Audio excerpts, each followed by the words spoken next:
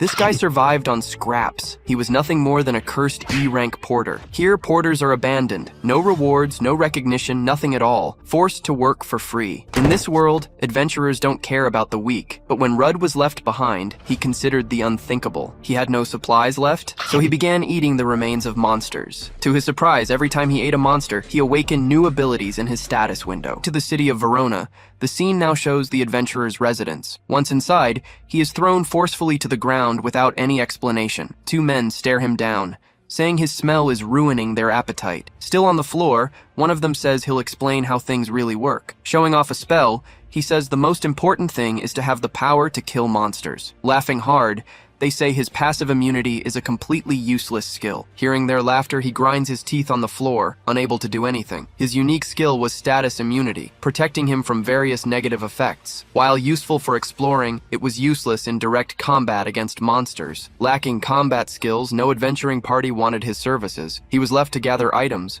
earning him a not-so-good nickname for it. Considering himself a trash adventurer, he stands in front of his residence. With great frustration, he lamented having a skill that was considered complete trash. His sad reality was that he could barely handle a few dungeon rats. Lying in bed, he wonders if he'll live and die so pathetically. The next day, the scene shifts to the city's Adventurers Guild. Entering the guild, he thinks that he needs to find more herbs before they run out. Inside, he notices the place is much busier than usual. He then wonders if some big new job has shown up. Just then, the receptionist informs him that the big news is a new labyrinth. Completely surprised, he reacts to the news of a new dungeon's discovery. These dungeons were always seen as a great gold mine for everyone. Filled with treasures and magic items, they attracted adventurers seeking great riches. He finally understands the commotion, seeing why everyone was so excited about it. But she has bad news, telling him the price of his poison herb has dropped. Shocked by the news, he can't believe what he just heard from the receptionist. Desperate, he asks her why the herb's price had fallen so much. She explains that the old labyrinth wasn't popular and the new demand has plummeted. Unable to believe it, he stands frozen, saying it's just not possible. Then she informs him the dungeon is out of his reach, leaving him confused. Showing him the requirement, she says that as an E-rank, he doesn't qualify to enter. With a frustrated grunt, he grinds his teeth at the harsh reality before him. Begging for a chance, he asks if there's anything she can do. She says he would probably die, but he tries to argue that it's not fair. Just then, a man appears, offering him a position as a porter in his party. With a smirk, the man watches him, waiting for an answer to his proposal. The scene changes to a cart, traveling peacefully down a dirt road. Inside the vehicle, the group of adventurers travels cramped together on the long journey. The leader says he's happy to have found him, as it was hard to find a porter. Without a word, he just keeps listening to the group's conversation in complete silence. With so many adventurers heading there, he explains it was tough to find a porter. Even though he understands the situation, he seems a little bothered by what he just heard. A female party member complains, saying anyone would be better than the collector. Defending his choice, he tells her not to be so hard on the experienced rookie. He then introduces himself as Vile, the great leader of the Crimson Blade Party. Continuing, he points to the other two, introducing Sasha and also Rick. He also mentions that all three party members are D-rank adventurers. In response, he introduces himself as Rudd, saying it's a pleasure to meet them all. To see his capabilities, Vielle asks to take a look at his guild card. Without hesitation, he activates his guild card, revealing all his current stats. Seeing the magic, he explains that it's very weak and only good for cooking. With a laugh, Vielle tells him not to worry, as that will be enough. Welcoming him aboard, the party continues its long journey through the Rocky Mountains. Seeing the landscape, the group is amazed by the view of the dungeon's location. Turning to the side, Vielle smiles and announces that they've finally reached their destination. In front of the gate, he says that this is the newly discovered Labyrinth of Avalio. Excited to be the first ones there, they want to go in and explore the place immediately. With a loud creak, the large dungeon door slowly begins to open. As they look through the door, the group is completely confused by the scene they find. To everyone's surprise, the place was already packed with other adventurers. Several parties were already collecting items, showing they had arrived long before them. Meanwhile, others were already fighting the monsters that appeared along the main path. Even some treasures were already being looted by other explorers in the area. Furious, Sasha yells that this sucks and the place is crowded. Vile then comments that the first floor has already been explored, reminding Sasha of what he'd said. Rick suggests they go deeper, where there should be fewer people, and Sasha quickly agrees. Then Rudd suggests that maybe they should map the first floor before going down further. Ignoring the comment, they say that's why he's still an E-rank. Vile asks them to stop fighting, saying Rudd didn't mean any harm. Agreeing to descend, he says they won't get anything done by just standing there. Decided, the party advances toward the stairs leading to the deeper floors. Arriving on the 4th floor of the labyrinth, they find an ancient and completely empty hall. Suddenly, a huge monster appears, growling right in front of the whole party. Terrified by the monster, he's paralyzed and unable to move from the spot. Rick rushes forward and lands a powerful blow, protecting Rudd from the imminent attack. Turning back, he says not to let these trash monsters scare him. Meanwhile, Sasha uses her magic to strike another monster with a single blow. Right after, Vial also attacks with his sword,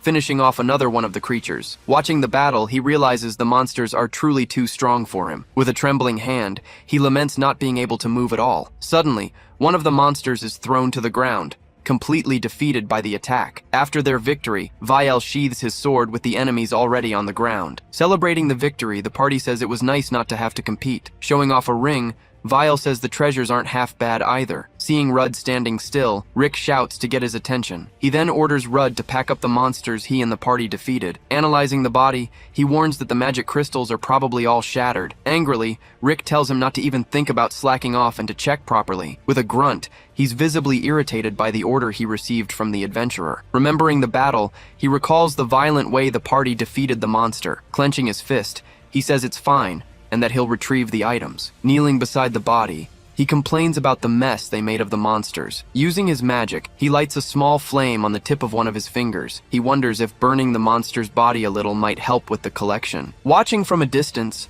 Rick sarcastically asks if he wants salt and pepper too. Feeling hungry, Rick says that even the monster meat looks tempting, but Sasha complains. She reminds him that eating monster meat is forbidden because of the corrupted energy. Giving a smile, he says he was just kidding, and that they can eat later. Suddenly, Rick's expression contorts in a very scary and strange way. Sasha starts screaming in terror, as her face also contorts completely. The same thing happens to Vial, who screams in desperation with his face all twisted. Terrified, Rudd's face also contorts as he stands paralyzed with fear. Just then, a giant foot descends from the sky, about to crush the entire party. A huge minotaur appears before the group, tightly gripping its axe. Recognizing the danger, Vial shouts to the party that it's a minotaur. He then wonders what such a strong B-rank monster was doing on a floor this high, as it prepared to attack the entire party. Facing the monster, the group doesn't understand what it's doing on such a high floor. Realizing the danger, they know they can't defeat the creature, even all together. Then, Vial yells at Rudd, telling him to throw the bag with all the items. Grabbing the bag, he asks Rudd to keep watch while he gets an item. As the monster attacks, Rudd asks if Vial has an ace up his sleeve. With a terrifying smile, Vial turns to Rudd, his bad intentions clear. Raising his sword, he confirms he has a plan, his final trump card. Suddenly, he attacks Rudd from behind, landing a direct hit. On the ground, Rudd is held down as Vale orders the others to act. Then Rick uses a skill, applying an effect directly to the monster's axe. The Minotaur's axe comes crashing down, hitting the ground right next to him. Meanwhile, Sasha uses her magic to increase the whole group's speed. Wounded, he asks if this was all planned by the group from the very beginning. With a cruel smile, Vial says that no one wants a loser like him around. Breaking into a cold sweat, he stares at the group's leader, unsure of what to do or say. As they run off, they tell Rudd to keep the monster busy while they escape. With a scream of pure rage, he curses the group that betrayed and abandoned him. Before him, the Minotaur raises its axe, ready to deliver the final blow. His eyes widen in fear, realizing there's no way to escape the blow. With a cruel grin, the monster prepares to strike without any mercy. Then it brings its axe down with full force, shattering the floor on impact. Using his arms, he defends himself, getting thrown back by the force. Managing to dodge, he thinks that maybe he has a chance to survive after all. But he quickly realizes he shouldn't fool himself. The situation is impossible. The monster charges again, showing that this would truly be his end. With one blow, it throws him against the wall, which cracks from the impact. Crushed against the wall, his bones begin to break under the pressure. The wall behind him splinters, nearly crumbling from the force of the blow. Suddenly, the floor collapses, and they both fall to the level below. Surprised by the fall, the Minotaur looks down, not understanding what happened. Falling together through the hole, they plummet toward the lower floor of the dungeon. Battered and bruised, he opens his eyes, struggling to breathe after the fall. He wonders if he's still alive, trying to understand what happened to him. Assessing the situation, he realizes the monster somehow cushioned his fall. Overcome with hunger, he wonders if there's anything nearby he can eat to survive. Then he considers eating the monster's flesh, despite knowing all the risks. Closing his eyes, he laments the miserable life he's had up to this point. In a flashback, he remembers a man giving him some important advice. The man told him that no matter how hard things got, he should never give up. With bloodshot eyes, he begins to violently devour the monster's flesh. His body begins to be consumed, starting a transformation into a monster. A fate worse than death, his body undergoes a painful transformation. With a knife, he cuts off a piece of the Minotaur's flesh to eat. His arm begins to transform, showing the effects of the monster's flesh. Driven by hunger, his desperate actions lead to an unexpected result. In the dark hallway, a strange noise begins to echo from somewhere nearby. Suddenly, several pairs of glowing eyes appear in the darkness, watching from a distance. Hanging from the ceiling, the monsters reveal themselves to be bats, waiting for the right moment. Carrying the axe, he walks down the dark corridor, preparing for battle. With his eye glowing, he lets out a furious roar in the monster's direction, activating their ability. The creatures fly toward him, attacking all at once. Then he uses his powerful roar of terror against all the flying enemies. With his power, he sends all the bats flying away in fear. After the blow, the creatures start falling to the ground, one by one. Activating another skill, he strengthens his body to continue the great battle. With a powerful swing, he attacks the monsters using his large axe. Crushing the creatures, he continues to attack relentlessly with his axe. He then activates echolocation, a new skill he just acquired. Using his power, he can sense the presence of several monsters in the darkness. With his skill, he feels the presence of all enemies around him. He realizes that a real monster party is about to begin. Holding the axe, he asks who will be dinner, him or the monsters. Screaming in fury, his arm transforms as he attacks the surrounding enemies. Fighting against several creatures, he uses his weapon to land multiple strikes at once. Holding the weapon firmly, he says it feels like a part of his body now. Sensing its presence, he attacks the flying monster without even needing to look at it. With a single, precise strike, he slices the creature in half in midair. Then he bites into the monster's eye, devouring the piece without any hesitation. As he consumes each monster, he says his power just keeps growing more and more. His arm continues to transform, gaining more power with each passing moment. Filled with power, he raises his weapon, ready for another great battle. Seeing his strength, the other monsters become frightened, retreating from his power. With a smile on his face, he faces the remaining enemies with total confidence. After winning the battle, he finally walks towards the dungeon's exit. Taking a step outside, he manages to leave the dangerous, dark labyrinth. Outside, he stops for a moment, battered and transformed. Letting the weapon fall to the ground, the scene shifts to a bright blue sky. With a smile of relief, he celebrates the fact that he made it out alive. Shouting with joy, he celebrates having survived the great danger. Cutting to the guild, the atmosphere seems very tense. People are talking in low voices, creating an atmosphere of concern and whispers. Everyone seems very tense, waiting for some important news in the main hall. The guildmaster meets with a group, listening carefully to their report. After the report, he says he recalled all adventurers from the dungeon. The guildmaster Renquus informs them that only Rudd has not yet returned. Then Vile explains they encountered a minotaur and Rudd couldn't escape the monster. Crying, Sasha is comforted by Rick, who regrets not noticing the danger sooner. Hearing their account, the guildmaster simply says he understands the situation. The receptionist then announces she's restricting access to that dungeon for the time being. Suddenly, she gets a huge shock as the door bursts open. In the doorway, Rudd appears, surprising everyone with his arrival. Recognizing the porter, they are shocked to see he's still alive. At the sound of footsteps, Vile is shocked to see who has arrived. Behind him, the rest of the group is also terrified by the unexpected return. The guildmaster just watches, waiting to see what the next move will be. Taking action, Vile hugs him, saying thank God he's safe. Whispering in his ear, he threatens him, saying if he opens his mouth, he's dead. The group says they wanted to look for him, but the labyrinth was closed and they couldn't. Clenching his fist tightly, he remains silent, listening to the group's lies. They all continue the charade, saying they're so happy he's back. Then they invite him for a drink, trying to celebrate his return to the city. While hugging him, the group notices something strange and is left completely speechless. Standing firm, he doesn't move an inch, showing his immense strength. With a furious shout, he accuses the three of them of using him as bait. Hearing the accusation, everyone in the guild is shocked and starts whispering among themselves. Then Vile asks what he's talking about, pretending not to understand the situation. The guildmaster approaches, demanding that he explain what he just said. He then explains that Vile attacked him from behind after taking his bag. Then, Rick used a skill, deliberately luring the monster to him. Sasha used her magic on them and they fled, leaving him to die in the labyrinth. Desperate, Vile yells that he's lying, trying to convince the guildmaster. The master says they'll settle this with the lens of truth and calls for someone. Walking down the hall, A hooded woman emerges, holding a staff. The group is shocked, as a truth seer rarely leaves the capital. He says he noticed the mortality rate of porters, and so he called a friend. The group panics, begging the seer to just tell the truth already. They want to know which of the two stories is true, Vile's or Rudd's. Calmly, Rudd just watches the scene, awaiting the powerful seer's verdict. With her eyes glowing,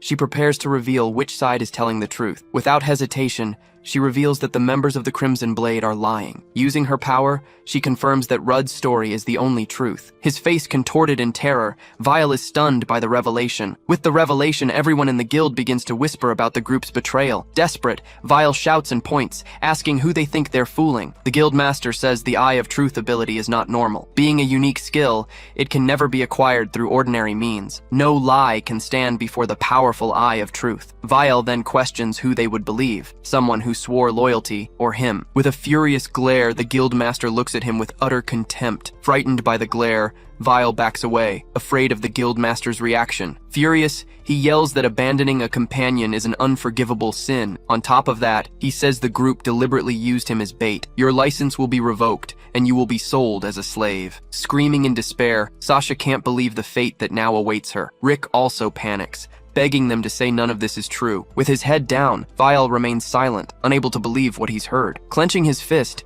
he wonders if he's really going to become a slave. Looking at the seer, he curses her presence at such a crucial moment. In a fit of pure rage, he screams that everything would have worked out if the seer hadn't shown up. Lunging forward, he tries to strike the seer, screaming for her to die. Surprising everyone, his action puts the seer and the master on high alert. Leaping in front, Rudd springs into action to stop the attack. Defending the seer, he blocks the blow with his sword, saving her life. He warns that raising a blade against a seer is a grave mistake. Confronted, Vile is completely shocked and frozen by his interference. Before he can even curse, Rudd lands a powerful blow right to his face. With a swift motion, he sends Vile flying across the entire room. Thrown outside, he crashes through the guild's wall from the force of the blow. Witnessing the scene, the other guild members are shocked by his strength. He then warns that attacking a seer is an error that simply cannot be made. In the guild hall, the master apologizes for keeping him there for so long. He asks what will happen to the group that betrayed him in the dungeon. As they're taken away, the group will undergo a rigorous interrogation by the agents. If it's confirmed, they'll lose everything and be reduced to mere slaves. With a grim look, he seems to be thinking about something else regarding the case. Since he attacked a seer, chances are they'll never see him again. Clearing his throat, he seems a bit uncomfortable with the whole situation. The master hands him the loot, saying it's the right thing to do. Mentioning it's 200,000, he asks him to accept the reward. Suddenly, a noise catches everyone's attention in the guild hall. Leaving the room, he carries the money bag with him, along with some guards. Happy, he says he won't have to worry about expenses for a while. He thinks about how much work it would take to earn all this just by collecting his herbs. Glancing to the side, he seems to notice something strange in the air around him. People are staring at him, but no one seems friendly or hostile. Leaving the guild, he decides to leave so as not to raise suspicion about his strength. Pushing away the bad thoughts, he takes a deep breath to calm down and move on. With money, he thinks about buying new equipment and eating whatever he wants, so he decides to stop by the weapon shop before doing anything else. Upon entering, he notices something that catches his eye and stops suddenly. He sees a magic bag on the shelf, which costs exactly 200,000 regans. Regretfully, he wonders about all the food dishes he had imagined earlier. The very next day, he returns to the labyrinth, now with new equipment. With a precise strike, he easily defeats one of the plague rats. He's surprised, remembering that before he had to struggle just to defeat 5 of them. Activating his skill, he uses his sight power to analyze the creature. His eye glows as he focuses his vision on the monster lying on the ground. He can see all the details and weak points of the plague rat. His new skill reveals all the stats and information about the defeated enemy. Then he realizes the skill he gained even works on dead monsters. Curious about his progress, he wonders how many levels he's gained from all this. After defeating the monsters, he opens his status window to check the details. The window opens, revealing all his new and impressive attributes and levels. Shocked, he yells that he can't believe he's now at level 42. He remembers that just yesterday, he was only at level 7 in the guild. Deciding to check, he opens his skill list to see all the new additions. Impressed, he's startled by the huge number of new skills he has acquired. He remembers that the dungeon wall had returned to normal when he left. With the dungeon closed, he was just planning a quick run through the old labyrinth, but he wants to test how far he can go with his new strength. Besides, he's thinking about the bag he bought. wanting to use it soon. Going down the stairs, he says he wants a real monster for his first test. On the 6th floor, he already defeats a monster with a single, swift strike. Reaching the 9th floor, he keeps advancing, defeating monsters with ease. On the 13th floor, he attacks another enemy, piercing the creature with his weapon. Not satisfied, he says he needs a better monster for a proper test. Arriving on the 24th floor, he finds a dark and very damp cave. Suddenly, a lizardman appears, holding a dagger and growling in his direction. Observing the monster, he hides to analyze the situation more calmly. Activating his vision, he focuses on the enemy to uncover all its details. He analyzes the lizardman's stats and skills, realizing it's not that strong. He finds it strange, as these monsters usually fight in packs, not alone in the dungeon. With a smile, he says one lizardman is enough for his test. Leaping to attack, he charges towards the monster with his sword. With a quick strike, he attacks the lizardman, but the creature manages to dodge. He praises the dodge, but says the next blow won't be avoided. Before he can finish the sentence, he notices the monster is backing away from him. Running, the lizardman flees, making him yell for the monster to stop right now. Charging forward, he begins to chase the fleeing monster down the dungeon corridor. During the chase, he realizes the corridor ends in a dead end. Cornering the monster, he says there's nowhere left to run. Suddenly, the lizard man turns around, surprising him with a completely unexpected move. The monster faces him with a confident smile, showing it wasn't afraid. Realizing the situation, he understands he made a huge mistake by following the monster. He stays on alert, preparing for what might happen next in the corridor. 2 other lizardmen appear, revealing it was a trap all along. Realizing it's a trap, he prepares for battle against the 3 monsters. Even with the level difference, he knows the situation is still dire. Dodging a blow, he prepares to counterattack one of the monsters. Determined, he says he'll deal with them one at a time in this battle. Advancing, he attacks the first lizard, trading sword blows with the enemy. The monster falls to the ground, struck by a precise blow to its body. Even wounded, the lizard glares at him, breaking into a cold sweat at the opponent's strength. Leaping to attack, he says the lights are out for the monster. The lizard defends itself with its shield, blocking the strike with great difficulty. Surprised,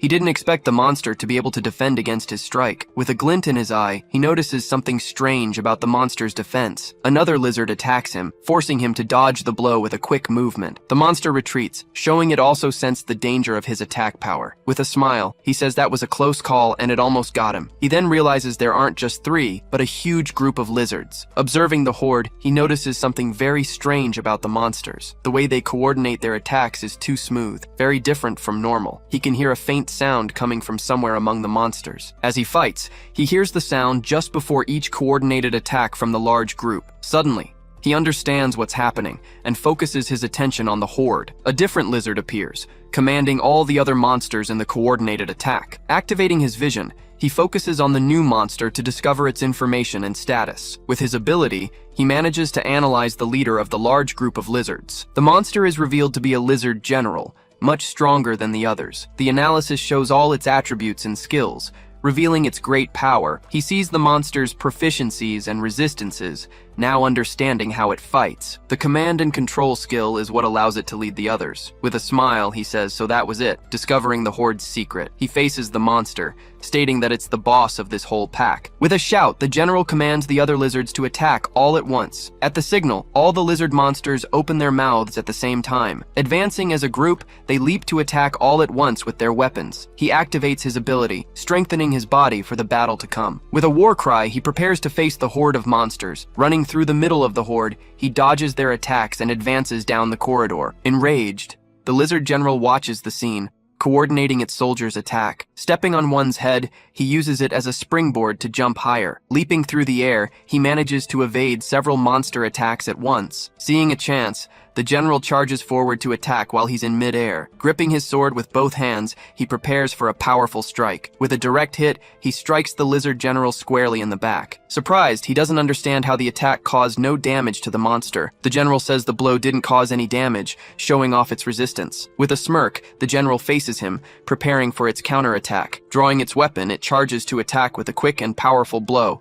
Facing the attack, he realizes he won't be able to dodge the blow in time. He activates one of his skills, bracing for the impact of the enemy's attack. With the skill, he hardens his body to withstand the monster's blow. With a smile, he says he's not the only one with tricks up his sleeve. The general retreats, surprised by the defense he suddenly managed to use. With his vision activated, he says he still doesn't understand how the monster defended itself. He knows the blow landed, but it didn't leave a single scratch on the general. Analyzing its skills, he sees nothing that would increase its fortitude. Suddenly, he notices something he hadn't seen before and focuses his attention. Looking at one of the soldiers, he discovers the creature's sacrifice skill. He finally understands, realizing that the lizard took the damage for its leader. One of the monsters charges forward, preparing to attack and protect its general. With a quick strike, he pierces the lizard, defeating the creature with ease. He says he knows the job of a meat shield better than anyone. Apologizing, he prepares to continue the battle against the other monsters. With a furious roar, the general commands its soldiers to attack again. All the monsters advance together, leaping to attack all at once with their weapons. He activates his weaver skill, preparing a new combat strategy. With a leap, he uses his web to hang from the ceiling, surprising the monsters. The general is in shock, not understanding what he did to get up there so fast. From above, he thanks the monsters for charging all at once and casts his web. With one motion, he casts a large spider web over the monsters. The general watches the scene as the web falls over its soldiers in the corridor. The web traps all the lizards, immobilizing the group all at once. The general also ends up trapped, unable to move inside the magic web. Landing in front of it, he tells the monster to keep its head up. With a confident smile, he says it looks like he's won the battle. In one swift move, he lands a blow, cutting the general's head off. With the leader's head on the ground, the rest of the monster's body collapses. The general's head rolls across the floor, marking the end of the long, hard battle. Surrounded by bodies, he prepares for what he's about to do. With a smile, he says it's time for a good meal. He also sees this as a good chance to use the magic bag he just bought. His magic bag glows, a rare and valuable item for any adventurer. The bag is enchanted,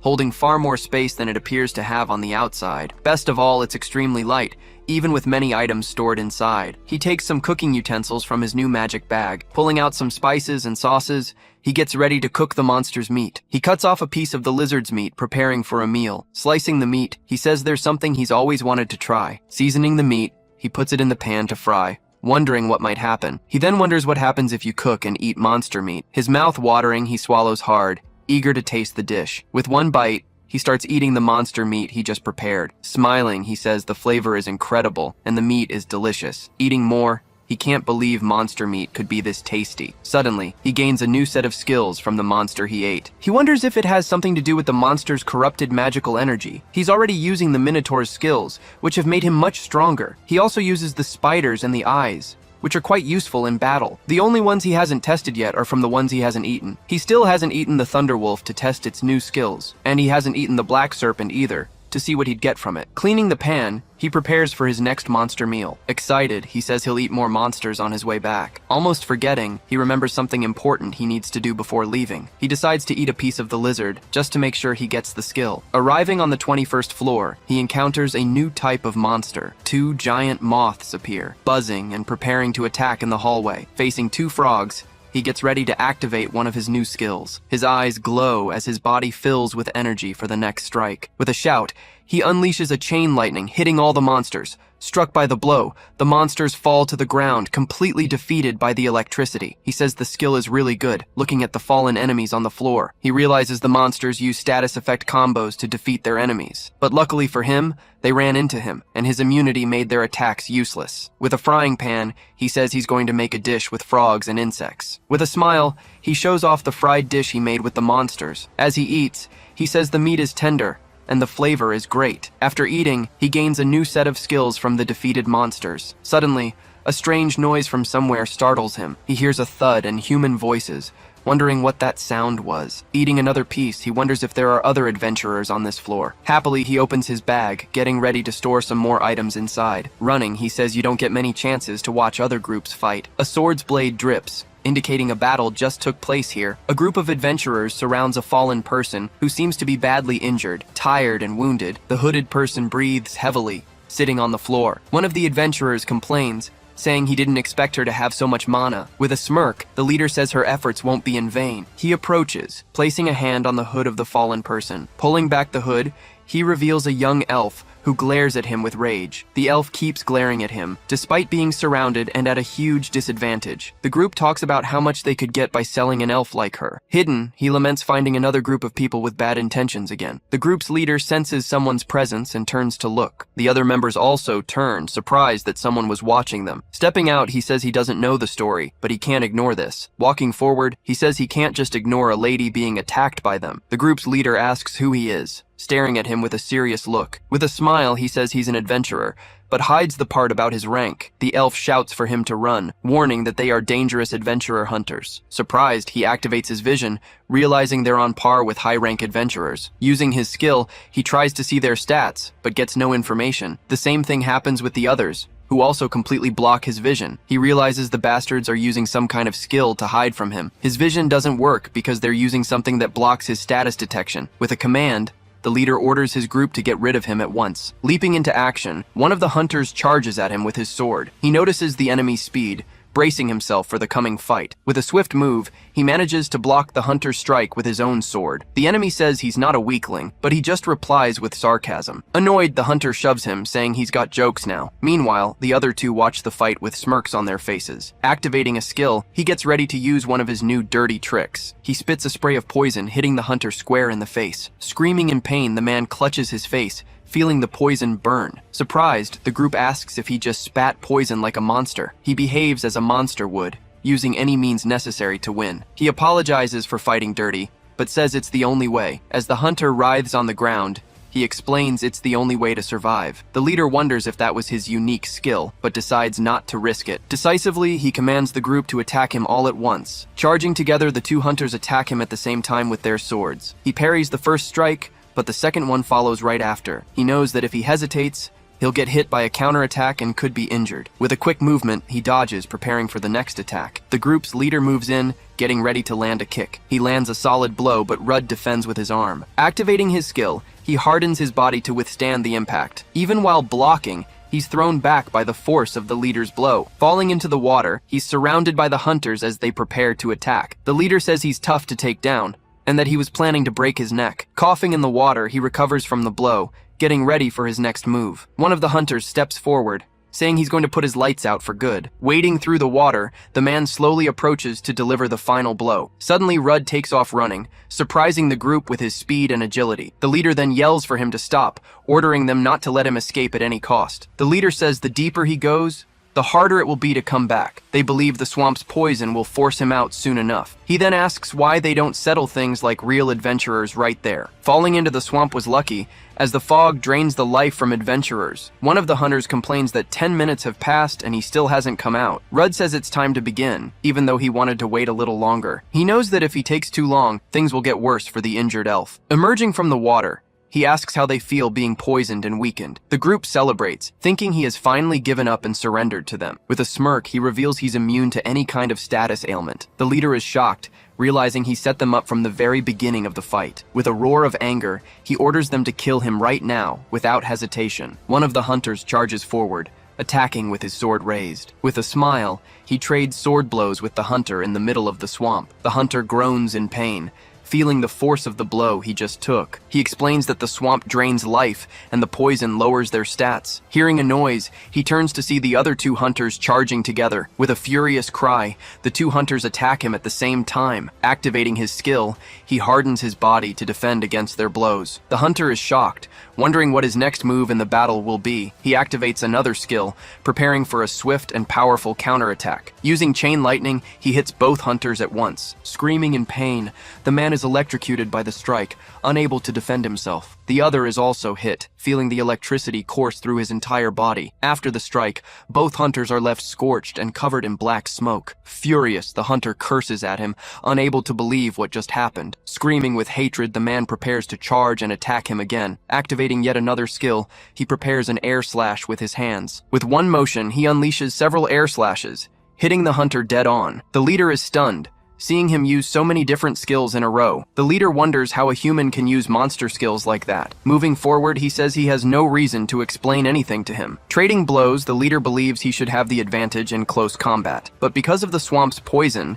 he feels he's at a disadvantage. Even with the advantage, he realizes he's losing the sword fight. Annoyed, the leader uses a skill to increase his dexterity and attack speed. Screaming in rage, he attacks with all his might, not believing the situation. He braces for the blow, focusing his eyes on the enemy's movement. Activating Minotaur's strength, he prepares for an incredibly powerful counterattack. With the impact, the leader's sword shatters into pieces in midair. Hit by the blow, the leader is thrown to the ground, completely defeated by the power. After his victory, he prepares for what comes next in the corridor. He admits he would have lost if it weren't for the swamp's poison. Walking, he approaches the elf he just saved from the hunters. She thanks him, but he says he couldn't just stand by and watch that happen. He notices she's acting tough, but the poison has affected her. The elf says she administered some first aid, but the poison is still there. He finds it strange to see an elf here, especially one being hunted by others. Suddenly, a loud buzzing sound catches their attention, putting them on alert. A giant moth appears, flying toward them with its large wings spread wide. He says it looks like the Moth Chief, activating his vision skill. The analysis reveals it's a greater moth, a level 37 insect. Leaping, he lunges forward to attack, preparing for battle against the monster. He says it's just a big bug, and that victory is already guaranteed. The moth attacks, launching 2 air slashes at him with its wings. Surprised, he wonders if that was an air slash just like his. Dodging, he's thrown to the side by the impact of the monster's blows. The elf screams, getting grazed by one of the moth's attacks. With her staff, she casts a spell, defending herself from the moth's assault. He asks if she's okay, and she replies that she thinks so. No problem. He says he's going to show the moth what real intimidation is. Staring down the monster, he asks if it thinks it's untouchable just because it's flying. Activating his skill, he prepares to unleash a powerful air slash. With one strike, he hits the moth's wing, injuring the monster in mid-air. Screaming in pain, the moth retreats, feeling the damage from the blow. Even injured, the moth prepares for a new attack against them. It releases a paralysis powder, trying to immobilize him with its dangerous venom. With a smirk, he says it won't work on him because of his immunity. Suddenly, he realizes the elf doesn't have the same immunity. The elf is caught in the powder, left vulnerable to the giant monster's attack. Getting ready, she uses her staff to cast a new protection spell. With a flash of light, she creates a barrier, defending herself from the paralysis powder. The plant barrier protects the elf, blocking the giant moth's venom. He's impressed by the wind magic, confirming that she is indeed an elf. With a decisive blow, he strikes the moth's head, finishing off the monster. The elf realizes he's immune to poison and paralysis effects. He gets awkward, not knowing how to explain his monster-like abilities to her. Suddenly, the elf feels a sharp pain and writhes from her wound. He asks if it's because of the powder, but she falls to her knees. Breathing heavily, she says it's not because of the paralysis powder. Kneeling beside her, he promises to tell her everything once they get out of this dark place. Exiting the dungeon, they finally escape the danger and darkness. They arrive in a forest, feeling the relief of being outside. Sitting under a tree,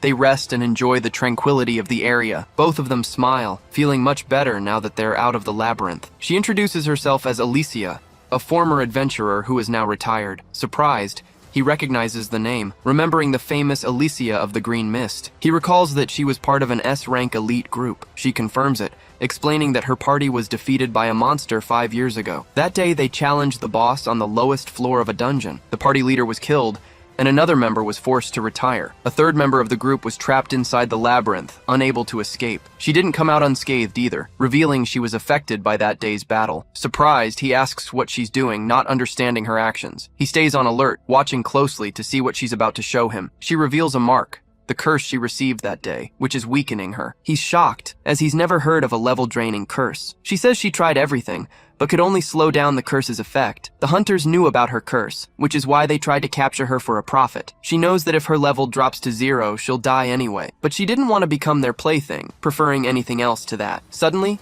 he gets an idea and looks at her with newfound hope. He calls out to her, saying he might be able to help her with this. Using his sacrifice ability, he says he wants to try something on her. He asks if he can test his ability on her to try and help. After a moment, she agrees, accepting his help with the curse. Placing a hand on her shoulder, he prepares to activate the ability. With a glow, he activates his sacrifice ability, focusing on the target. The ability activates, and the curse's energy begins to manifest. The curse starts to transfer from her, flowing directly into his body. She yells at him to stop, because at this rate, he'll be cursed instead. With a smile, he says it's okay and tells her to trust him. A shadowy creature appears, representing the curse being transferred to him. The elf is in shock, watching the scene in disbelief. With a confident smirk, He faces the curse without any fear of its power. His unique ability activates, his powerful and useful status immunity. The curse is destroyed, shattering into pieces from the power of his ability. He says it looks like it worked, and that nothing went wrong. She asks what that was, but he tells her to check her card. On her card,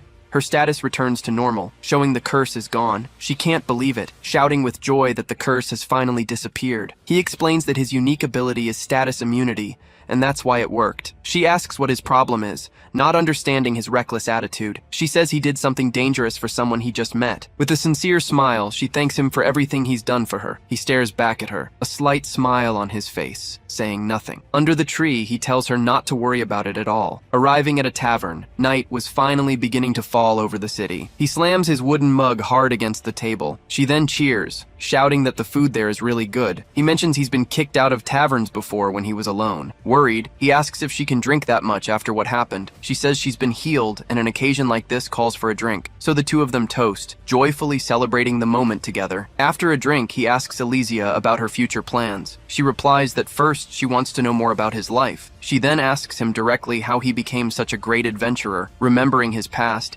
he tells her that his village was attacked by monsters. Because of them, the entire place was completely destroyed and left desolate. He continues the story, saying he lost his family and friends there, but out of nowhere, an S-rank adventurer finally showed up to help. Facing the creature, the warrior prepared for the imminent confrontation. Just a child, he watched it all, terrified and unable to look away. Staying calm, the adventurer just smiled confidently. With a single strike, he lunged at the gigantic creature. He then says that mysterious man ended up saving his life. Continuing the story, he says the image of the hero left a mark on him. At that moment, he decided he would also become an S-rank adventurer. Back in the present, he comments that at least that was the goal. Elysia says she understands and that it's a very noble quest. Laughing, she reveals she also dreamed of becoming S-rank. She states she plans to become stronger than she was before the curse. He reveals that his party is still trapped in the abyssal labyrinth. After a moment's thought, she says that made her wonder something, so she proposes they form a party until they achieve their goals. He seems a bit hesitant and starts to talk about it. Suddenly, he grabs her wrist with great force and speed. Approaching their table, a man comments that he's drinking with a pretty lady. He then continues the taunt, calling the guy a stinking forager. He instantly remembers who those two men are. In a memory, he sees the pair laughing while he was on the ground. Ignoring the guy, the man invites the elf to sit with them, but a hand forcefully grabs the provoker's shoulder from behind. Seriously, he warns the man to leave his companion alone now. The man turns around, surprised, not believing what he just heard. He then shouts, asking if the guy really wants a fight. As they stare each other down, the tension between the three only gets worse. The two bullies get into position, waiting for the trouble to really start. Standing up, she tells all of them to stop it immediately. Then she reminds the men that they are inside a tavern. With a smile, she asks if they really want to fight in here. The scene changes, and the two men are now drinking with her at her table. Shouting, she proposes they fight using only their mugs. Chugging her mug, she starts the drinking contest against the two of them. All around, the people in the tavern are enjoying the unusual competition. Mugs slam on the table as the drinking competition continues. He stares at her,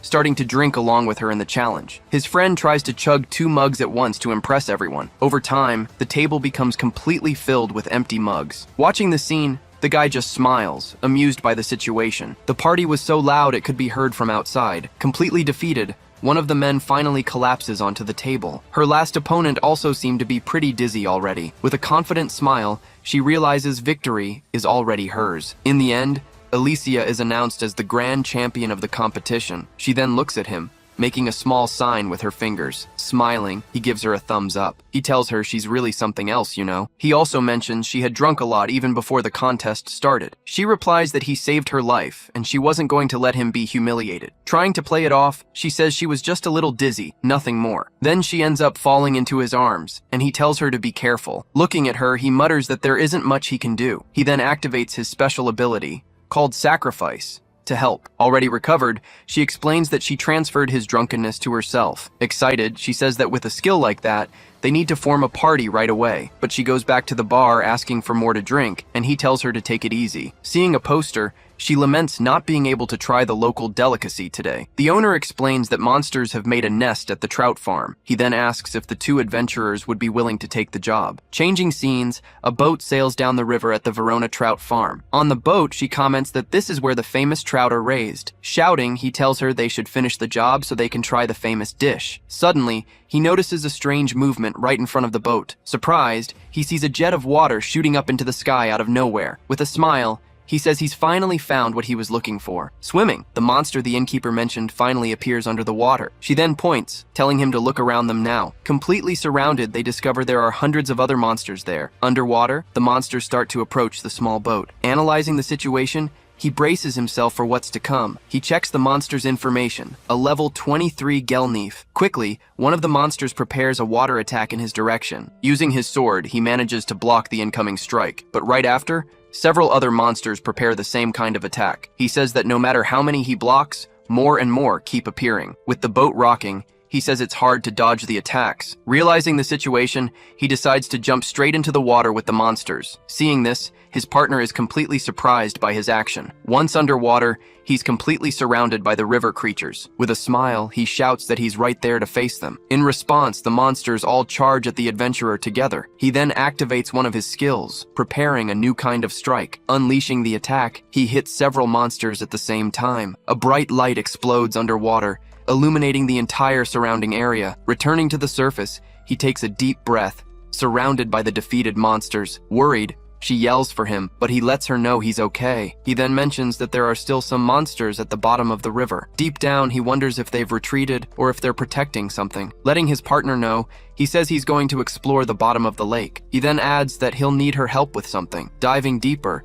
he descends further and further into the dark waters. He notices the monsters are ignoring him, but they aren't fleeing the area. Suddenly, he sees something at the bottom that catches his attention. Protected by the others, a giant monster finally reveals its true form. Using his skill, he analyzes the information of the new enemy before him. He describes the creature, saying it looks like an anemone or a crab. Then, the monster releases one of its parts, which begins to move. Floating in the water, the released part starts to tremble strangely. Suddenly, the monster's part transforms into a new Gelneef. Surprised, he understands that the giant monster is creating the smaller ones. Realizing its tactic, he decides to surface to better prepare for the fight. But suddenly, he's pulled down with great force. Looking back, he sees a giant tentacle suddenly grabbing him. Trapped, he realizes the monster tricked him into letting his guard down. Facing the situation, he prepares to use a new attack again. He then activates his skill, unleashing another powerful strike against it. Shouting, he says that a direct hit will definitely work this time, but the tentacle breaks free, falling into the water after taking the hit. He quickly understands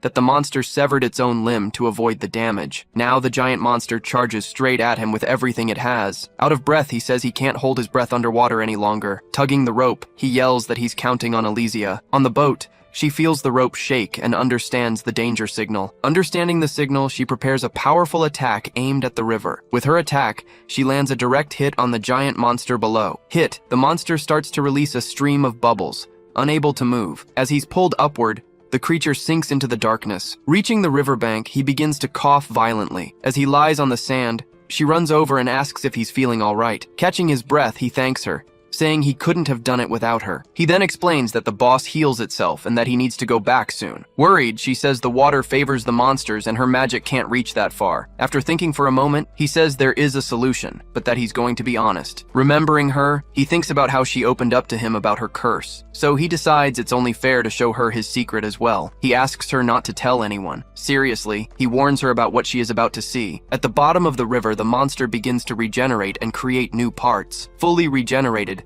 the monster prepares for battle once more. Just then, a light appears in the darkness, drawing the attention of the other monsters. Activating a skill, he prepares to dive back to the bottom. Using a swift swim, he speeds toward the enemies. The smaller monsters try to attack, but he dodges them with ease. Slashing through the monsters in his path, he continues to advance without stopping. Then the giant monster attacks, unleashing its tentacles toward him. One of the tentacles lunges forward, trying to strike him. He manages to dodge the blow, weaving between the monster's many tentacles. Getting closer, he He prepares to attack the creature's main body. Trapped, he finds himself surrounded by the monster's tentacles on all sides. With a smile, he says the monster's time is up. With all his might, he unleashes a powerful strike at point-blank range. The final blow takes down the giant creature and all the smaller monsters nearby. Rising to the surface, he thinks that now the problem is her reaction. In his mind, he worries about what she'll say when he gets back. His partner just watched him with a very serious expression on her face. Reaching the surface, he finally takes a deep breath after a long time. Looking at the riverbank, he feels a little apprehensive about everything. As he gets out of the water, he realizes there's no one left waiting for him. His small smile fades, replaced by a look of disappointment. Walking on the sand, he thinks he was fooling himself to believe she would wait. Surprised, he hears a voice asking what took him so long. Coming out of the forest, she asks if he managed to defeat the boss of that area. He confirms his victory, and she says she was relieved waiting for news. She explains that she gathered firewood so he could dry his clothes. He then asks if she wasn't bothered by what she just saw. Holding the firewood, she replies that she'd be lying if she said it wasn't shocking. With a smile, she says it shows he trusts her enough. He looks surprised, and she adds that it means a lot more to her. Thanking her for everything, he seems much more relieved about the whole situation. Suddenly, she seems to remember something important to say. Explaining why, he says he brought back pieces of the monster to acquire its skills. Pulling out a net, he says it wouldn't be fair to enjoy all of it by himself. Seeing something in the net, she asks in surprise what that is. Taking it out of the net, he shows her the trout he caught on his way up for them. Very excited, she immediately yells that yes, she'll eat it. Seeing her reaction, he starts laughing hard at the whole situation. He then tells her he'll share his story, but only after they eat. Later that night, they start preparing the trout over a campfire. Eating a piece, she says the fish is truly delicious. Around the fire, she summarizes that this is his story then. He finishes by saying he's now closer to his old great dream. She agrees, saying it was with that power that he saved her before. Eating a piece, he comments that the monster tastes delicious after being cooked. On the table, they prepare Gelknife steak and also tentacles from the giant monster. With a smile, he says that monsters are surprisingly good to eat. He offers her some, but she refuses, saying she wouldn't be affected by the meat. Putting down her plate, she says she wants to ask him one last thing. With a serious look, she asks if he'd like to form a party. He remains silent for a moment, just processing her proposal. Then he replies that she must know people much stronger than him. She explains that 5 years have passed and many have retired by now. Besides, she says you can't rely solely on their strength. Extending her hand, she says she'd prefer a partner she can completely trust. She finishes by saying she would feel good if that person were him. Closing his eyes,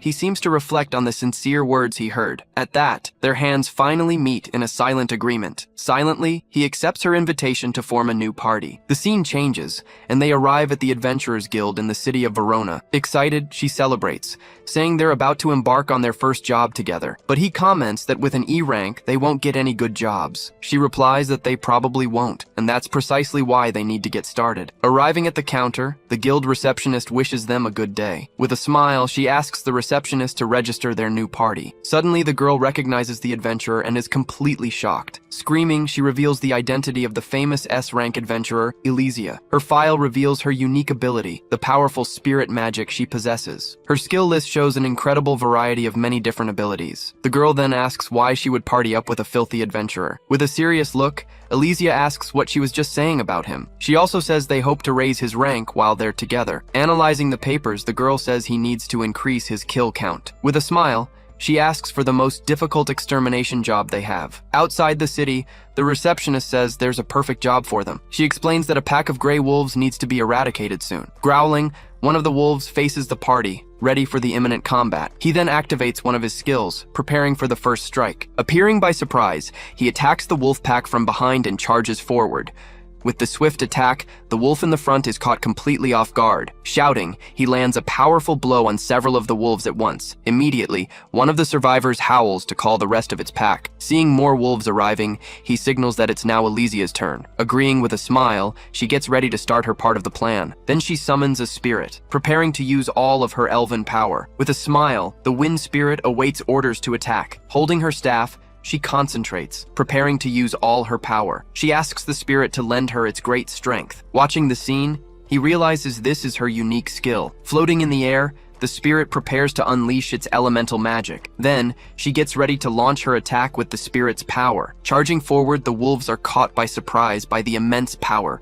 With a few words, she commands the forest winds to part. A powerful blast is then fired, destroying everything in its path. Hit head-on, the wolves are thrown back by the force of the attack. Seeing the damage, he notes the amount of power she still has. With the ground destroyed, he says it would have been impossible to dodge the blow. After the fight, she comments that she can't fight like she did before the curse. Suddenly, he hears a strange noise coming from behind the trees. Growling loudly, a giant wolf leaps at him with incredible speed. Realizing it's a trap, he yells that there were still many wolves hidden there. Facing the wolf, he shouts that he won't be able to dodge the attack. She yells for the spirit, asking for help to save her new teammate. Surprised, the wolf looks to the side, not understanding the situation at all. From the ground, a blast of wind throws all the wolves away at once. Startled, one of the wolves looks up, not quite understanding what happened. Floating, the two of them watch the wolf pack, which has now retreated. Thanking her, he says he was saved once again by her help, but she warns him that it's still too early for them to let their guard down. She points and says there are more wolves watching them from a distance. He then says that it's his turn to show his power. Activating one of his skills, he prepares to find all the wolves. With echolocation,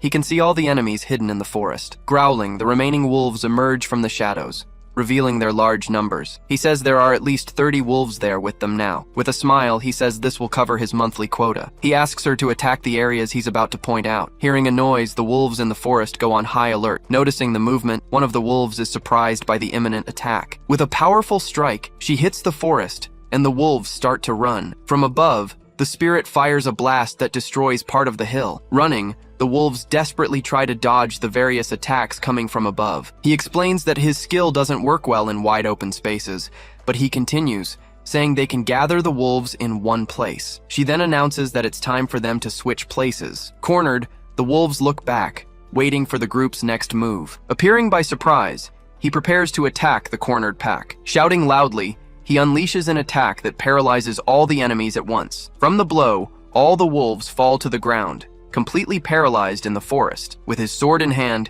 he prepares to finish the job. In the end, he counts a total of 52 defeated wolves. Stacking the wolves, she is impressed by the number they found. Curious, he asks more about the spirit magic she used earlier. She explains that it's a type of magic that uses the power of nature spirits. Continuing, she says that spirits exist everywhere in the forest. Landing on her shoulder, the spirit demonstrates the kind of magic she uses. He comments that he's never heard of magic that allows levitation. Annoyed, the spirit starts pulling his hair with considerable force. Screaming in pain, he asks the spirit to stop pulling his hair. She warns him that night is falling and she wants to get back to the city soon. Suddenly, he starts being levitated again, completely confused. She then suggests they fly back to the city for today. Excited, he says he's all in and accepts the idea immediately. While flying, he asks what other types of spirit magic she can use. She replies that she's good with water, ice, light, and also earth. Finally, she explains that opposing spirits might not lend her their power. She says this means he's also earned the spirit's approval. Pinching his cheek,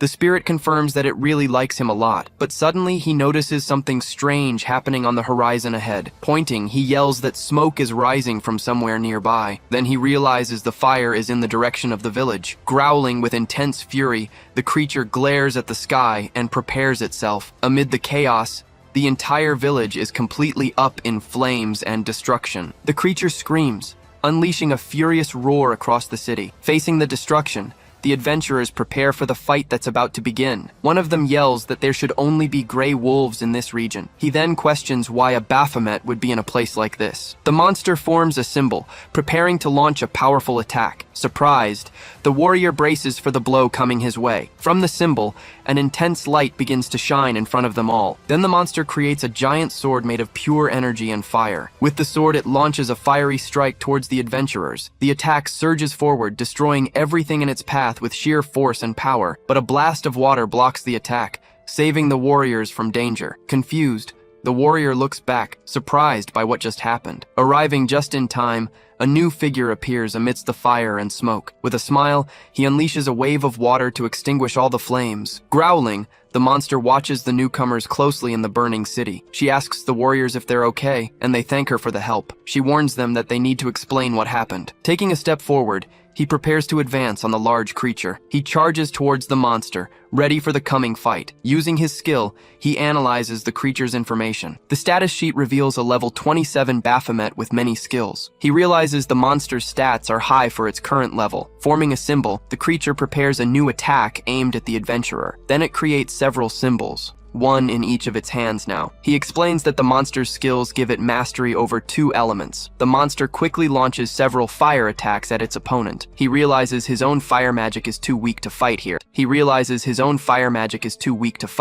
The monster turns, surprised by the armored opponent's tactic. Leaping forward, he charges, shouting that he's going to devour the monster right here and now. With a smirk, he says he'll be able to use magic in his fights. With his sword, he tries to land a direct hit on the giant creature. To his surprise, he sees the monster easily blocked his strike. He wonders if this is the effect of one of the monster's skills. The monster unleashes its fire attacks, but holds 2 back for defense. He then charges, trying to land a blow while the monster defends itself. The attacks collide, causing a massive explosion throughout the city. Worried, she watches the fight from a distance, keeping an eye on every move. He's thrown back by the explosion, and she calls out to him, worried. He replies that he's fine, getting up after the hit he took. With a serious look, he realizes the monster is much stronger than he thought. She explains that the monster is carefully watching their every move. She says they need to avoid any more damage while people escape the burning village. He understands his partner is low on mana and they need a plan. She then tells him she'll provide support with her magic in the fight against the Baphomet. Trusting his partner, he charges at the monster with everything he's got. The monster tries to attack, but he dodges and continues his relentless advance. He runs, focusing only on what's in front of him now. He speeds forward, ready to seize the opportunity in this fight. From a distance, she casts a water spell to help her partner in battle. He dodges the fire, running between the flames and the magical water. The 2 attacks cancel each other out, causing a huge explosion of steam and smoke. He realizes she's neutralizing the monster's magic with the opposing element. Noticing their tactic, the monster is surprised by their teamwork. Then the creature launches an earth attack, raising several rocks from the ground. The monster prepares to use earth magic, changing its tactics. She yells, telling him now's his chance to attack with full force. In the air, the 3 of them prepare for a direct clash. With several strikes, he quickly shatters the rocks flying towards him. He realizes she created rocks of the same size to nullify the attack. With a smile, he says that's the power of a former S rank. Leaping, he rushes forward to attack the monster, sword in hand. Using a skill, he boosts his strength for his next strike. With a single blow, he easily slices off the monster's claws. He then lands a clean hit, opening a gash on the monster. Screaming in pain, the monster retreats from the blow it just took. The creature attempts a counterattack, but he dodges with incredible speed and agility. Then the monster is hit by a fire attack coming from a distance. The Baphomet tries to use its fire attack, but ends up choking on it. Standing there, she keeps the monster trapped in its own flames. With a smirk, she tells the monster to get a taste of its own magic. Screaming, the monster is consumed by its own fire and power. With the explosion, night falls over the village in flames and destruction. Protected, the villagers and warriors watch the fight from a safe place. He wonders if the new adventurers managed to defeat the great monster. One of the warriors regrets not being able to help in the fight because he's injured. Suddenly, everyone turns as they hear the sound of approaching footsteps. Arriving there, she thanks the warriors for helping the villagers escape. Relieved, the warrior says she succeeded and that the Baphomet was defeated, but she warns that the monster might recover and return to attack. She then says they'll go after the monster to finish the job. The warrior says she can ask for anything,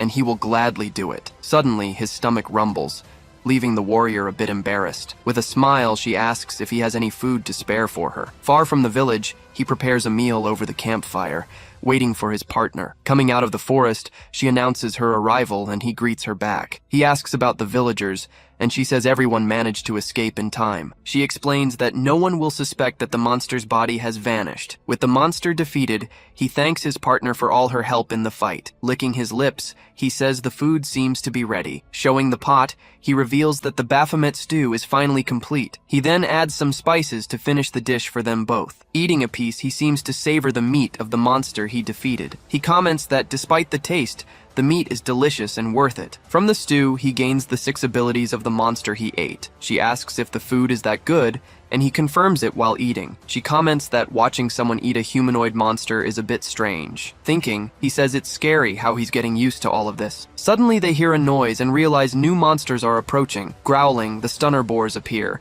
revealing their information and their level. She shouts that it seems they're encountering more monsters than they should. With her staff, she says she'll make the most of their encounter. Shouting, he says he's going to debut his battle magic right now. He prepares to use his new abilities against the monsters in the clearing. But before he can do anything, the monsters charge forward to attack. Using its skill, one of the boars charges at them with great speed. Surprised, he can't react in time to dodge the imminent blow. With one strike, the boar squarely hits the campfire and the food. The pot goes flying, and all the stew he prepared spills onto the ground. Surprised, she asks why he didn't use his magic to defend himself. Annoyed, he says he spent a lot of time preparing all that delicious food. With all the food on the ground, he becomes furious with the monsters. With a furious glare, he threatens the boars for ruining everything. Shouting, he swears he'll eat them all, down to the bones. But she holds him back, telling him to calm down and not be impulsive. She explains that the boar's skill increases their impact power, so she says they need to fight from a distance to avoid their hits. The boars are confused by their tactic of retreating during the fight. Running through the forest,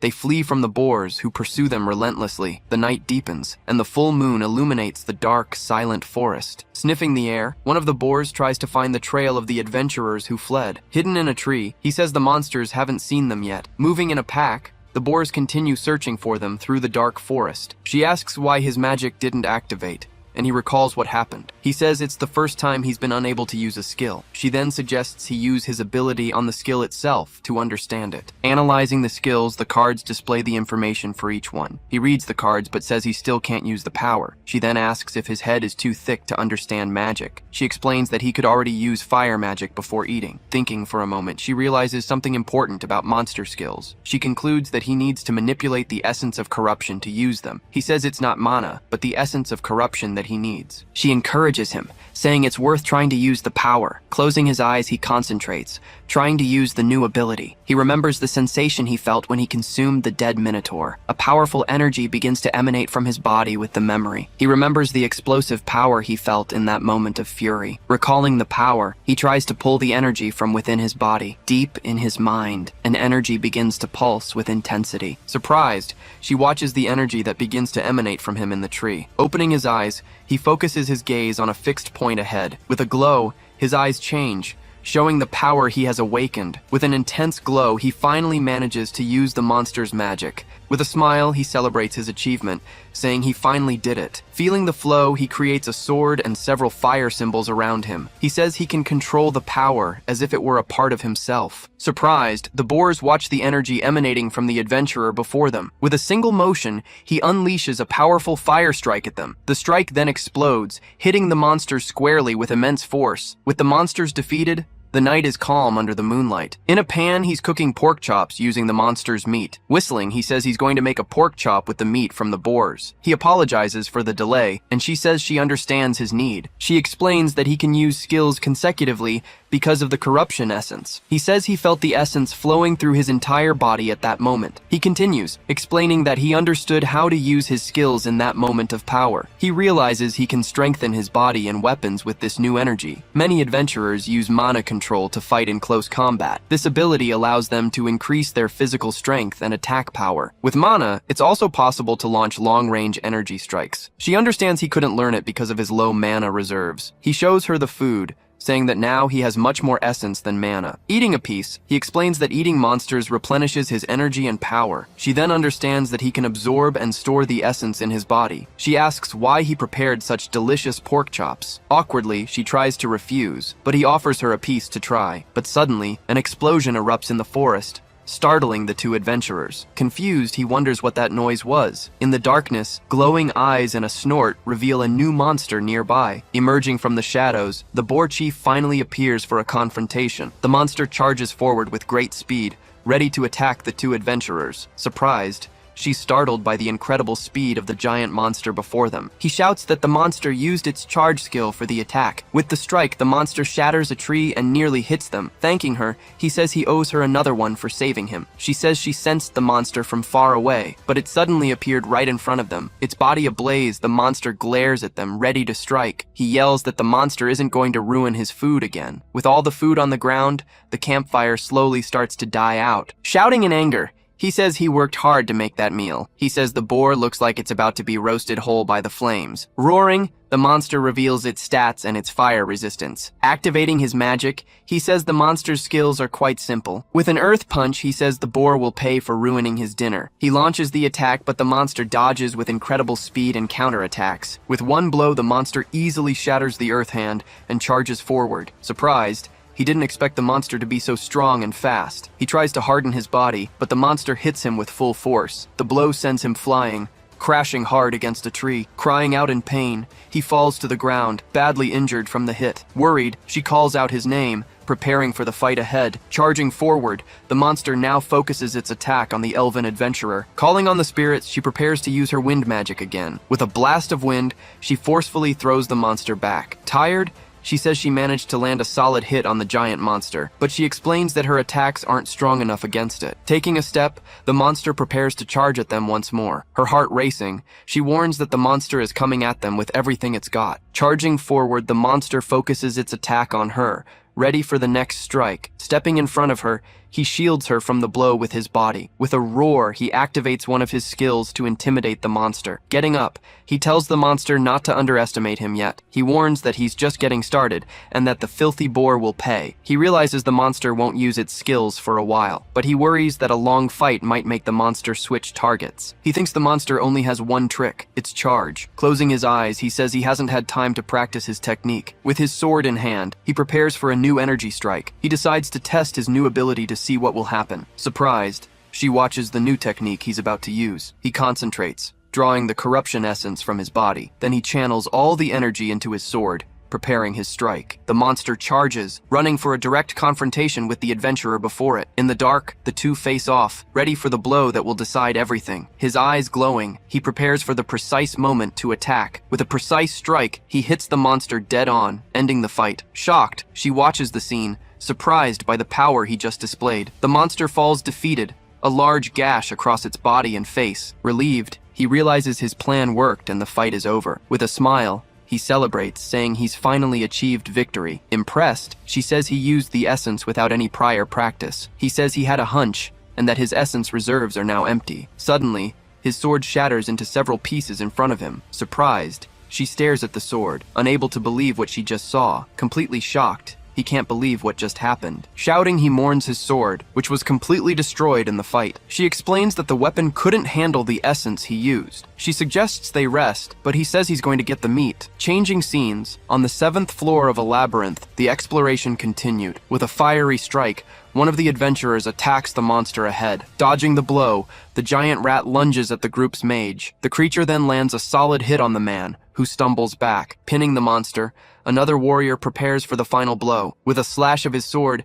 he finally defeats the large rat. Relieved, he takes a deep breath, looking at the creature they defeated. He then comments that the monster was a lot of trouble for the whole group. Celebrating their victory, they rejoice in defeating another enemy. While cleaning his sword, the warrior suddenly hears a strange noise in the cave. He asks what that was, and his friend says he heard nothing. Walking a bit, he says he thought he heard something in that direction. Surprised, he finds a staircase and wonders if it's a secret passage. Shouting in excitement, they marvel at what they find at the bottom of the stairs. Before them, a large treasure chest sat on an illuminated pedestal. Approaching it, they check the chest, saying it doesn't seem to be trapped. Opening the chest, they find a sword and remark on how powerful it looks. One of them worries the weapon might be cursed, but is quickly scolded. He reminds the group they haven't seen the forager in a long time. Celebrating, they say it's a lucky reward for their hard work. One of them mentions hearing that the forager formed a new party. Laughing, they say they'll put him in his place when they find him. The group then leaves the area, treasure chest in hand. He looks back, a serious and thoughtful expression on his face. Left behind, the chest that once held the sword is now empty. Dark voices whisper,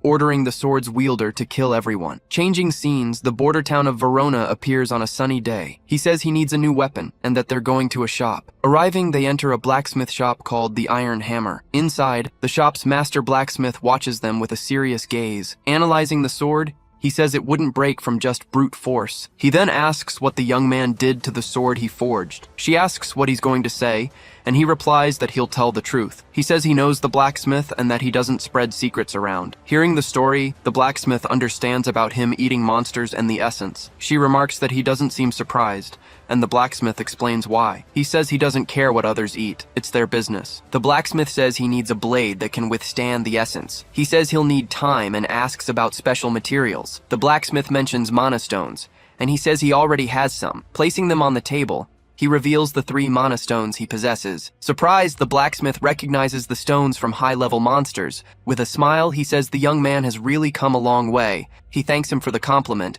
and the blacksmith says he'll contact him if needed. Handing him a sword, the blacksmith tells him to use it while he waits for the new one. Gripping the sword, the blacksmith says he has an important warning for him. With a serious look, he forbids the young man from using the essence on the sword. Angrily, he threatens that if the sword breaks, the bill will be monstrous. Intimidated, the two leave the shop, embarrassed by the blacksmith's reaction. Back at the tavern, night falls on the city once more. She comments that he won't be able to use the essence for a while. He agrees, saying the blacksmith is very passionate about his weapons. She's happy to know he has other friends around besides her. Laughing, a man approaches and asks if they can join their table. With a fake smile, the group of 3 adventurers approaches the table. Recognizing the group, he braces himself for the trouble that's about to start. She then says that if they have a problem, they should settle it like adventurers. But the man starts to sway, looking a bit dizzy and weak. Suddenly, he collapses onto the table, knocking over all the food and drinks. His friend asks if he had a few drinks without them. Surprised, he says he thought his friend had sold the sword. The sword whispers, ordering its wielder to kill everyone around him. On the ground, the man fights against the weapon's influence, but he seems weak. Gripping the hilt, the sword continues to whisper endless commands to kill. Shouting, he tries to fight the voices, telling the sword to shut up. With a single strike, he attacks his friend, who calls out his name in surprise. Shocked, the other two stare at the scene, not understanding what happened. With a furious gaze, he turns, now possessed by the cursed sword. He then lunges forward, trying to strike the female adventurer with the sword, but the blow is blocked, and a large spark illuminates the entire tavern. Catching the blade, he says they're not settling this with drinks now. On the ground, the man stares at his friend, his eyes white and lifeless. Shocked, the last member of the group watches the scene, unable to believe what he's seeing. The fight rages on, swords clashing loudly inside the tavern. He wonders what got into the man to make him act so aggressively. With a furious gaze, the man attacks relentlessly.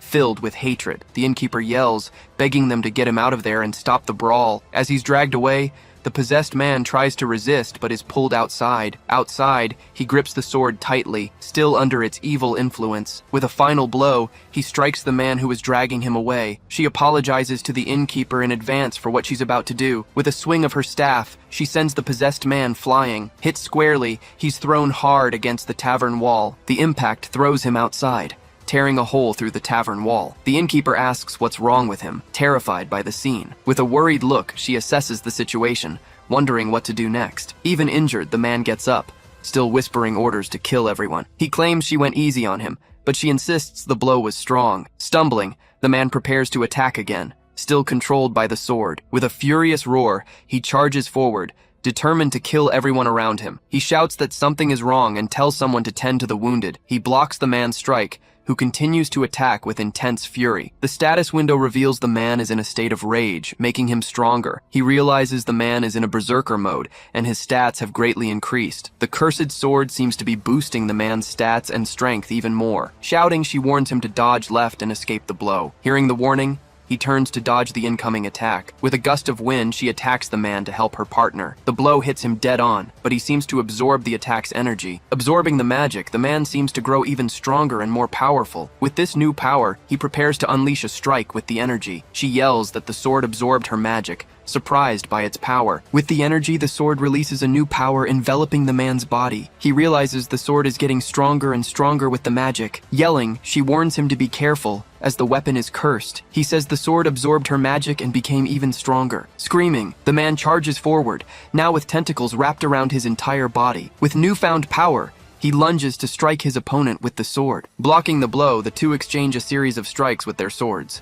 He complains that the man's sword is too heavy for him to hold back. Continuing the fight, he tries to find an opening to counterattack. The blows intensify, and the exchange of attacks becomes faster and faster. With a precise strike, he manages to hit the man's leg with his sword, but he notices something strange, and the tentacles move differently. The tentacles wrap around the wound, healing the man with the sword's energy. She realizes that if she tries to help, she might just feed the sword more power. She thinks she needs a precise strike to help in the fight against him. Their friend begs them not to kill him, saying he's a victim. Crying, he says he knows what they did was horrible, but he's begging them. He explains that the two of them were the only ones who treated him like a friend. He then begs again, asking them to spare his friend's life. He says he'll see what he can do to help their situation. He announces he's going to use the sacrifice skill, and asks for her help. With a smile, she says she understands the plan and gets ready for action. He remembers that the skill took 10 seconds to use on Alicia. He thinks the problem is how to restrain the man while the curse wears off. He's worried that the curse is still active and the man is suffering. The possessed man writhes in pain as tentacles cover his face. With a powerful blow,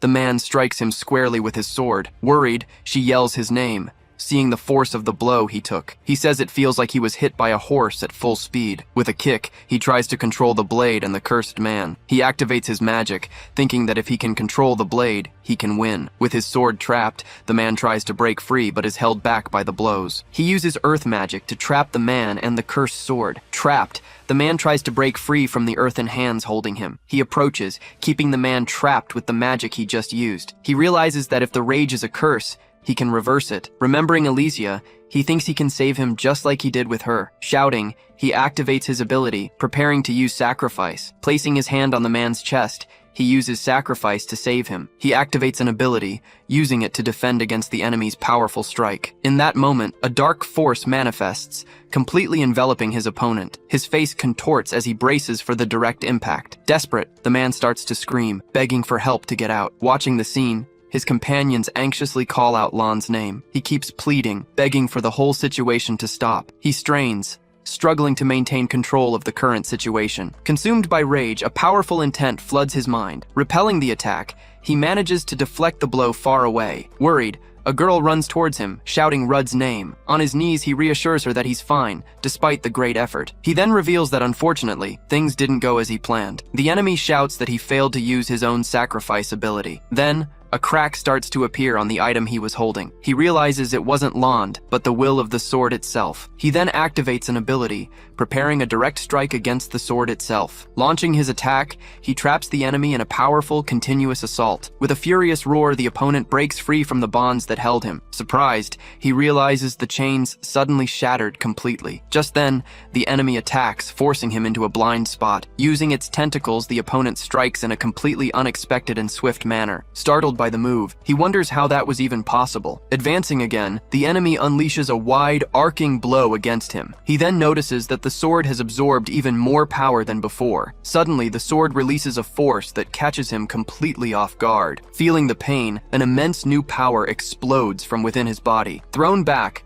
she says that form can only be one thing. Seeing his hand transform, she screams that it's an incarnation. At that moment, a dark figure emerges, making her wonder about that body. With his eyes glowing, he activates a skill to analyze the situation. Analyzing the stats, he discovers that the body no longer belongs to Land. Right after, the sword lunges toward him for an attack. The shadowy being charges, but he manages to block the direct hit. Without wasting a moment, he counterattacks with a swift swing of his sword. Barely dodging, the creature lands a blow that knocks him back. Feeling the impact, he notes that the enemy's movements are too fast. He then realizes the opponent moves like a highly experienced warrior. Seizing the chance, the creature raises its weapon for a finishing blow. But suddenly, she appears, saying she will rotate the mana in her body. Stepping in front, the girl manages to block the overhead strike. Changing its strategy, the enemy attacks with a kick. She dodges the attack and prepares a counterattack with her weapon. With that, she unleashes a powerful close-range strike against the shadowy being.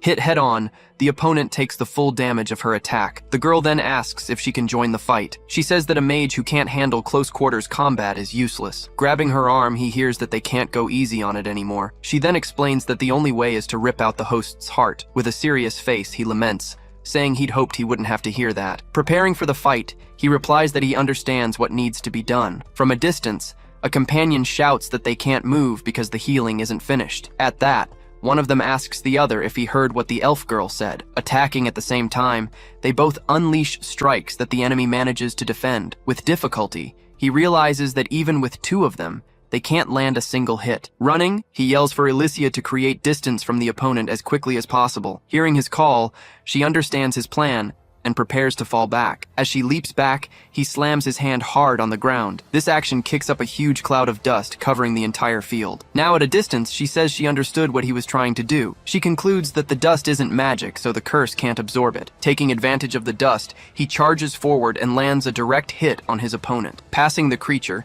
he positions himself at its back for another precise attack. He then unleashes a powerful blow, cutting the enemy with his sword. Seeing an opening, The girl appears from behind, preparing to attack. Using her magic, she summons a powerful earth spirit to aid her. At her call, a pillar of earth pierces the creature's body. Frustrated, she realizes she missed the great enemy's heart by a hair. Showing the spot, the attack came within an inch of hitting the vital point. Then, enraged, the monster attacks the girl with all its might. Suddenly, her companions jump in front, taking the blow for her. Shocked by the scene, he desperately screams the names Rigurdo and Magnus.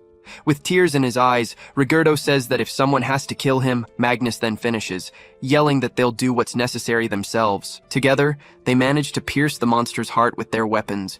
Even wounded, the monster retaliates, throwing them both far away. Struck, the companion returns the blow with all his remaining strength. His face twisted in anguish, he cries out as he withstands the blow. Soon after, the monster's body finally falls lifeless on the hard ground. Immediately after, the host's hand begins to crumble into dust.